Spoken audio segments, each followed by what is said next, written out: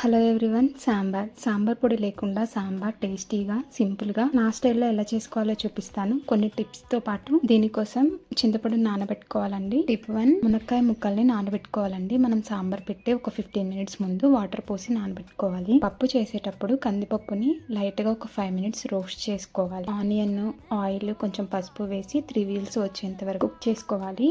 గిన్నెలో oil add చేసుకొని పోపు దినుసులన్నీ వేసుకొని వేగిన తర్వాత ఇక్కడ చూపిస్తున్న వెజిటబుల్స్ అన్ని యాడ్ చేసుకొని కొంచెం సాల్ట్ అండ్ వాటర్ యాడ్ చేసుకొని 5 మినిట్స్ మగ్గించుకోవాలి. మగ్గిన తర్వాత చింతపండు గుజ్జు యాడ్ చేసుకోవాలండి. పులుపుకు తగ్గట్టు యాడ్ చేసుకోండి. కారం, పసుపు వేసుకొని ఒక 2 మినిట్స్ మగ్గించుకొని 1 మోర్ టిప్, ఇక్కడ పప్పుని స్ట్రైన్ చేసుకోవాలి. ఇలా స్ట్రైన్ చేసుకోవడం వల్ల సాంబార్ అనేది ఇంకా టేస్టీగా ఉంటుంది. 1 మోర్ టిప్, ఇక్కడ కరివేపాకు అనేది కాడలతో సహా వేసుకోవాలండి. దాంతో పాటు కొత్తిమీర అండ్ గీ యాడ్ చేసుకోవాలి. గీ అండ్ షుగర్ లేదా బెల్లం యాడ్ చేయడం వల్ల సాంబార్ టేస్ట్ ఇంకా ఇంక్రీజ్ అవుతుంది. ఇలా ఆయిల్ ఫ్లోట్ అయినంత వరకు మరిగించుకొని స్టవ్ ఆఫ్ చేసుకోవడమే. నేను చెప్పిన ఈ స్మాల్ టిప్స్ తోటి మీరు ఒకసారి సాంబార్ ట్రై చేసి చూడండి వితౌట్ సాంబార్ పౌడర్ తోటి. ఈ వీడియో మీకు నచ్చితే please subscribe to my channel.